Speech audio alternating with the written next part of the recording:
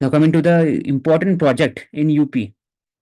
UP to become power surplus state, GPC gigantic project worth 10 lakh crore, 1 trillion economy के लिए achieve करने के लिए बात हो रहा है. Housing sector, investment in different areas, renewable source of energy, best sources. UP holds 38% of India's expressway. Important fact, 38% of expressway UP में. Only state to have 5 airport, international airport.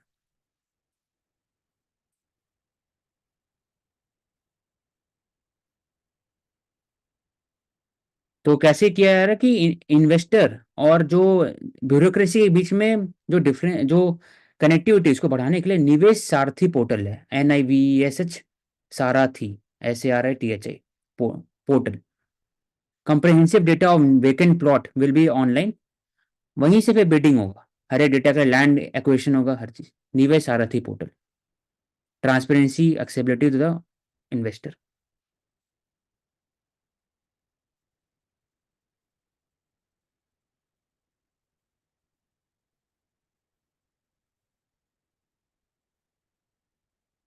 तो जैसे CM अप्रेंटिस स्कीम, जब ITI का बात करते हैं वैसे ही apprentice scheme होता है.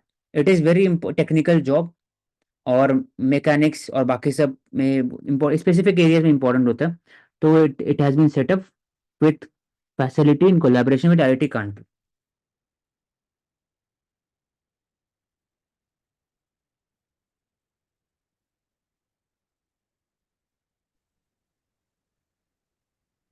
बाकी specific state secretary.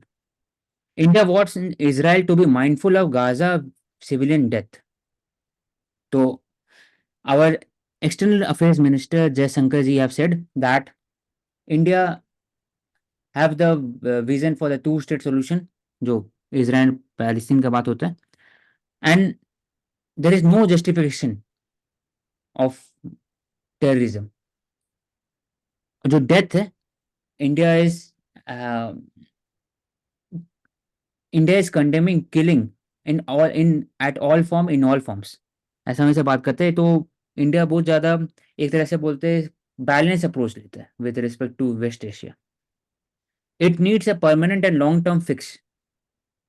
Short term नहीं होगा, लॉन्ग टर्म में तभी हो सकता है जब टू स्टेट सोल्यूशन होगा. और बाकी जो राइवल्ट्री in the middle east region है, for example Israel Hamas, Israel and Palestine, Iran and Saudi led GCC, वो जो साथ में आके काम कर रहे हैं. म्यूनिक सिक्योरिटी कॉन्फ्रेंस वर्ल्ड में वन ऑफ द बिगेस्ट और सबसे इम्पोर्टेंट सिक्योरिटी कॉन्फ्रेंस कहलाता है. म्यूनिक क्यों इंपॉर्टेंट है? क्योंकि म्यूनिक पैक्ट 1938 में इसमें चेकोस्लोवाकिया को दिया गया था बाय द चेम्बरलेन एंड जो ब्रिटिश प्राइम मिनिस्टर थे टू द हिटलर. तो Munich conference, security conference very important. India में एग्जाम्पल कौन से है? Raisina dialogue. It is organise by ORF, observer research foundation, with collaboration of Ministry of External Affairs. Day after over 300 detained in Russia over Navalny event. So Alexander Navalny, 47-year, he was in prison. He was opposition party Alexei Navalny. He was a critic of Putin. He had died. Sudden death syndrome बोलते हैं.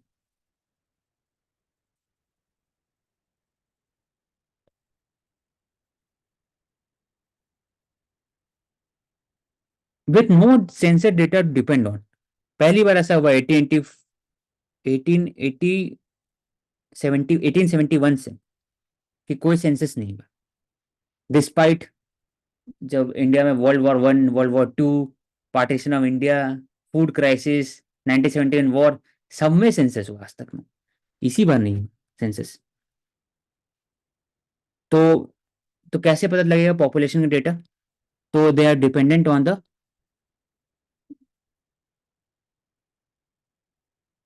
मतलब कि basically उनको दिक्कत है population data find out करने के लिए वर्नेबल ट्राइब्स के लिए. जो स्कीम था PM Jan Man, 24,000 crore package for the upliftment of the PVTG, in India, उसका एग्जैक्ट पॉपुलेशन कहाँ मिलेगा? तो वो सर्वे से होता है। तो for that house hold survey is important. इसमें हेड काउंट किया जाएगा, habitation survey by the district official working on the project, habitational level survey, exact word. It is not like a census like exercise, but जिनका जो मकसद है कि for the better implementation of the scheme ये पूरा हो सकता है, हैबिटेशन लेवल सर्वे। तो ओवरऑल ये दिखाता है कि डेटा क्यों इंपॉर्टेंट होता है सोसाइटी के लिए, डेटा ड्रिवन इंफ्रास्ट्रक्चर क्यों इंपॉर्टेंट है, डेटा सिक्योरिंग क्यों इंपॉर्टेंट है, गवर्नेंस में डेटा कैसे यूज किया जाता है। डेटा नहीं रहेगा तो आपको पता नहीं चलेगा कहाँ पर क्या स्कीम करना है। इसलिए कार्ड सर्वे जो हुआ था बिहार में, तो उसका दोनों था, पॉजिटिव फॉलोड भी था, नेगेटिव भी था। तो वैसे ही इसमें भी total population of PVTG 36 lakh India में, और उनका जो टोटल मकसद है कि basic facility infrastructure should be given, PVTG.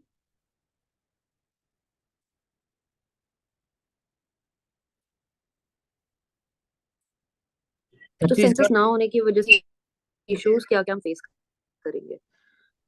Census अगर नहीं होगा तो इश्यूज वही बात है कि डेटा आपके पास नहीं रहेगा, कौन से स्टेट में डेमोग्राफी किस हद तक चेंज हुआ है पिछले साल, पिछले 10 साल में, कैसे हो रहा है, सेक्स रेशियो क्या है, रिलीजियस रेशियो क्या है, लैंग्वेज से लेकर के बॉर्डर एरियाज में सिक्योरिटी इम्प्लीकेशन, कितने फॉरेन इन्फिल्ट्रेटर हैं, इमिग्रेंट है, इलीगल इमिग्रेंट है इंडिया में। फिर हो सकता है कि किस तरीके से हम लोग टारगेटेड स्कीम डिलीवरी कर सकते हैं, वो भी नहीं हो पाता है। हो सकता है ना कि ट्रांसजेंडर कुछ स्टेट में बहुत ज़्यादा होंगे, कुछ स्टेट में बहुत कम होंगे। तो अगर हर स्टेट में अगर 400 करोड़ दिया जाएगा तो फिर दिक्कत हो जाएगा, कहीं पर ज़्यादा दिया कहीं कम दिया जाएगा, तो उसके हिसाब से होता है। सेंसस से पता चलता है कि पॉपुलेशन, जो इंडिया का लॉन्ग टर्म पॉलिसी है with respect to the family family management system या फिर स्मॉल फैमिली, वो भी देखा जाए कि कौन से स्टेट सबसे ज़्यादा कारगर है। तो सेंसर डेटा से ही उठाया जाता है। तब उसके बाद फिर वो फाइनेंस कमीशन के अंदर जाता है, और फाइनेंस कमीशन जो हॉरिजॉन्टल डेवोल्यूशन करते हैं, वर्टिकल डेवोल्यूशन करते हैं, उसी हिसाब से करते हैं अलग अलग डेटा। तो सेंसस का इंपॉर्टेंट रोल है। तो डेटा। अगर इसका एग्जाम्पल देखना हो तो आप मनरेगा स्कीम देखिए।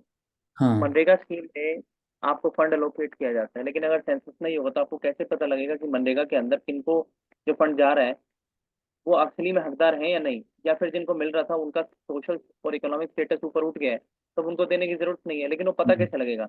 Unless and until you do not have a census, there is no concrete data on the basis of which you can decide this. So these are, as Oshik has mentioned in detail, that what are the advantages of the having census. So this is a practical example to associate that. Thank you. Hmm. Chhattisgarh prepares conversion bill, DM to be elected, cop to be access the motive। तो इसमें मतलब person who wishes to convert to one another religion will have to fill a form with personal detail at least 60 days in advance. DM को submit करना पड़ेगा, फिर police will access the real intention, reason and purpose.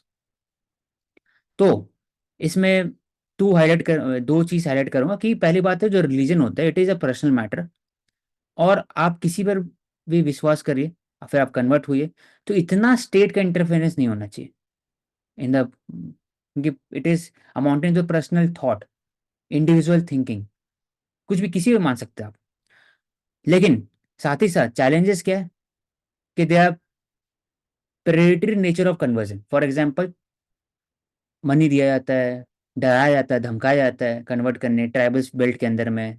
फिर कुछ कुछ जगह पर जो कोट एंड कोट जो फॉरेन फंडिंग होता है थ्रू द क्रिश्चियन मिशनरी, वो भी इम्पैक्ट करता है नक्सलिज्म मूवमेंट इंडिया में, through FCRA, through foreign contribution into NGO। उसके बाद फिर रिलीजियस कन्जर्वेशन होता है, फोर्सफुली मैरिज उसके बाद कन्वर्ट किया जाता है। तो इस पर एक चेक्स एंड बैलेंसेस करने के लिए किया है। Oshik, I have a question to you. For an example, I have my fundamental right to marry under Article 21, right? 21, I am हाँ। marrying, I am marrying a girl from a different caste. Hmm. So,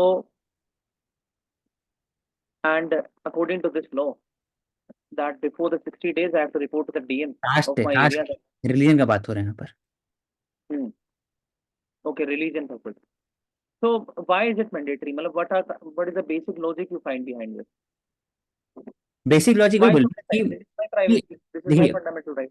हाँ, इसमें बोल सकते हैं कि 2 to 3 areas जहां पर एक इशू आएगा ना.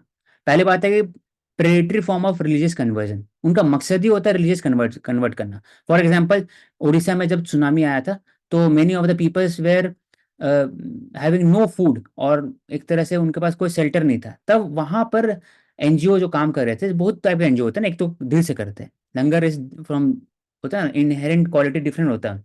एक और होता है कि देखा जाता है कि आप ज़्यादा वर्नेबल रहे तो आपको कैसे अपने रिलीजन में लाए, तो पैसा दिया जाता है या डराया जाता है, धमकाया जाता है.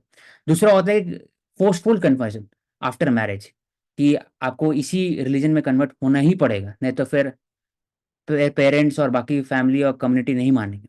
तो forceful mostly it is done on the women. तो इसको टर्म भी दिया जाता है, तो आई थिंक उसको यूज नहीं कर सकते, लेकिन बोल सकते फोर्सफुल मैरिज के बारे, फोर्सफुल कन्वर्जन ऑफ मैरिज. तो ये सब That जो is, I think, love society jihad के you're अंदर talking में about. क्या हुआ. You're talking about love jihad. No, term नहीं है, कहाँ टर्म है, इलीगल टर्म है, कहीं डिफाइन नहीं है Yeah, law. that is what I'm saying, right? Yeah. Law में नहीं डिफाइन है ना, लॉ में तो forceful marriage, Agree, forceful. agree, agree, हाँ, agree. हाँ, वो तो मीडिया सेंट्रिक टर्म. तो Hmm. इसमें अगर बात करें तो ये दो एक कारण क्या होता है कि there is a clash between the community, हर एक कम्युनिटी. तो इसको रोकने के लिए, इसको प्रिवेंट करने के लिए, डीएम को पहली, डीएम ऑफिस को पहले पता होना, डिस्ट्रिक्ट मजिस्ट्रेट को पता होना चाहिए, लोकल एडमिनिस्ट्रेशन को पता होना चाहिए कि कौन कौन लोग कन्वर्ट हो रहे हैं, ताकि आइडिया रहे कि कितना मैटर सेंसिटिव हो सकता है लॉन्ग टर्म में. और इसमें 60 डेज एडवांस क्यों बोला है कि 60 डेज कम से कम एडवांस देके आप कम से कम सोच सकते हैं ना, क्या मैं जो रास्ता में चल रहा हूँ वो क्या सही है गलत है. तो ये हर जगह एक बफर पीरियड दिया जाता है, चाहे वो मैरिज में भी चाहे इसमें भी. तो आई थिंक और इसका और इट इज इसका ए एक गुड बेनिफिट स्टेप, लेकिन इसमें एक प्रॉब्लम है कि स्टेट का ज्यादा इंटरवेंशन नहीं हो कि हर दिन पुलिस आएगा पूछेगा कि क्यों हो रहा है कैसे हो रहा है, तो वो नहीं होना चाहिए, लेकिन रजिस्टर होना चाहिए. रजिस्ट्रेशन का हाँ, कॉन्सेप्ट होना चाहिए. इसका एक बेनिफिट ये हो सकता है, जो कास्ट बेस पे ओनर किलिंग होती है और रिलीजन के नाम पे जो किलिंग होती है मैरिजेस के अंदर, वो नहीं होंगी, क्योंकि अगर डीएम को आप बता रहे हो तो in case you are reporting also that I'm being forced by my family to not do such marriage, and I'm getting the threat calls. So at that moment, the administration can assist you also. Yes. इसमें ठीक. मुझसे ये था कि जैसे इन्हें form भर के दे दिया, उसके बाद स्टेट अप्रूव करेगा या फिर सूचना देने तक सीमित है ये? नहीं, हाँ, स्टेट अप्रूव नहीं करेगा, स्टेट ने एक्सेस करेगा, सोचेगा इसमें क्या इंटेंशन क्या है, रीजन के पर्पस क्या है. अप्रूव कोई नहीं कर सकता, approve it will be avoidable. मतलब उन्होंने सोच लिया, उसके बाद फिर सोचने के बाद क्या वो लिख के देंगे कुछ, उसे अनुमति मिलेगी या फिर उसे सिर्फ जैसे कि मुझे आपको हाँ, सूचना देनी, मैंने हाँ, सूचना दे दी उसी का आपको, फिर मोस्टली आप सोच लो 60 दिन तक, फिर आप अनुमति दोगे मुझे, या फिर अगर आप स्टेट की जगह फिर मैं मेरा कार्य बस सूचना देने तक सीमित है? ये है क्वेश्चन मेरा। सचिन, सूचना कि आप पुलिस विल एसेस कि इंटेंशन क्या था, पूछेंगे बस. वो रोक नहीं सकते आपको, क्योंकि इट विल अमाउंट टू अच्छा, वॉलेटिव. रोक नहीं सकते? फंडामेंटल वायलेशन हो जाए ना, आप रोक कैसे सकते हैं किसी कन्वर्जन होना है तो. वो तो बस बोलते हैं क्या इंटेंशन देख सकते, हो सकता है ना कि ये फोर्सफुली होगा. 60 दिन तक क्यों बोला है, 60 दिन तक कोई महिला अगर उनको फोर्सफुली कन्वर्ट किया जाए तो सोचेगी ना, आरोप पुलिस से बात करेगी, तो कभी ना कभी अगर महिला पुलिस थाना में बैठेगी, उससे बात होगा, तो कहीं ना कहीं हाईलाइट तो होगा ना 60 दिन के अंदर में कि फोर्सफुली किया जा रहा है, नहीं किया जा रहा है, या खुद से हो रहा है. तो तो देख सकते हैं कि स्टेट यहाँ पे सिर्फ इस भूमिका में कि थोड़ा टाइम मिल जाए, सोच ले और फिर उन कारणों का पता लगा सके, उन पर हाँ, बाइंडिंग नहीं किया गया कि स्टेट हाँ. अनुमति देगा तभी करें, तो ठीक है। इसमें लेकिन अप्लाई नहीं होता है जो रिकन्वर्ट करना है प्रीवियस रिलीजन पर. अगर आप अच्छा, कन्वर्ट हो चुके हैं एक रिलीजन, वापस जाना है तो नहीं हो सकता इसमें, क्योंकि वापस आ गए ना, घर वापस इसको बोलते हैं. तो उस पर जैसे पॉलिटिकल पार्टीज में हो सकते हैं घर वापसी, लेकिन धर्म में नहीं। ऐसे मास कन्वर्जन, एक जगह मास कन्वर्जन उसको प्रिजन इन पनिशमेंट दिया जा सकता है. तो joblessness rising in the country with education level. Education level overall देखा है कि out of 54% way self employed. सबसे ज्यादा परसेंटेज इंडिया में जॉब करने में सेल्फ एम्प्लॉयमेंट है, फिर रेगुलर एम्प्लॉयमेंट है और कैजुअल. तो पहले सबसे ज्यादा 54% सेल्फ एम्प्लॉयड, 22% रेगुलर और 22% वापस से कैजुअल एम्प्लॉयमेंट। अनएम्प्लॉयमेंट कम हुआ है पिछले कुछ साल में। फीमेल वर्कर पार्टिसिपेशन रेट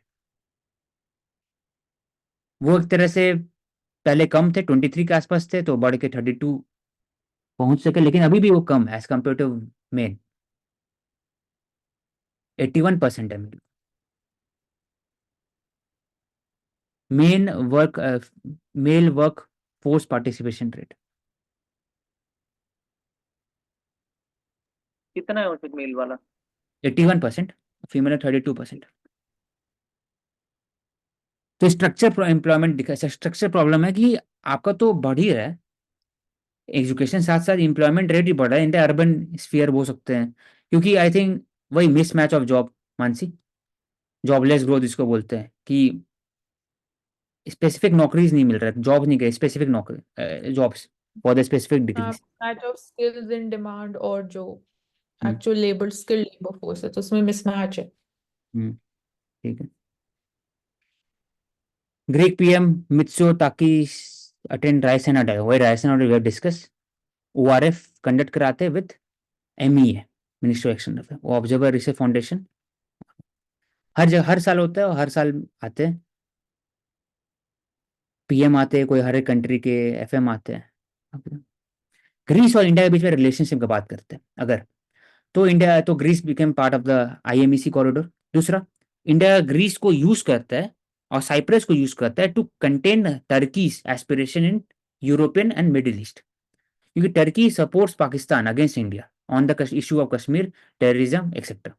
तो ये हो गया सेकंड। थर्ड हो गया विद कल्चरल टाइज और शिपिंग, मैरीटाइम शिपिंग के लिए ग्रीस के पास सबसे ज्यादा वर्ल्ड में शिपिंग कंपनीज है। शिपिंग मैन्युफैक्चर तो चाइना करता है शिप्स सबसे ज्यादा वर्ल्ड में, लेकिन कंपनीज जो है शिपिंग का वो ग्रीस के पास है, कंटेनर ज्यादा है उनके पास। तो उसमें हेल्प करने के डिफेंस में राफेल उनके पास भी है, इंडिया के पास भी है, तो रेट्रोफिटिंग और इसमें बात होता है, मैरीटाइम इन्फ्लुएंस की बात होता है, फिर आईएमईसी कॉरिडोर बात कर लिए, स्किल्ड माइग्रेशन बात होता है, टूरिज्म में बात होता है उसके साथ। तो ये अलग अलग एरियाज है ग्रीस के साथ।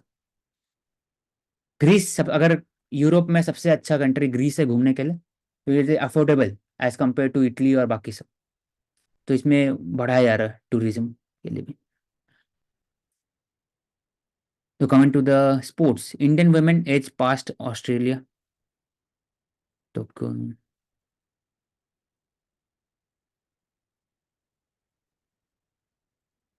तो अगर आपसे पूछा जाए उसे कि ग्रीस पूरे वर्ल्ड में किस चीज के लिए सबसे ज्यादा फेमस है, तो बताइए।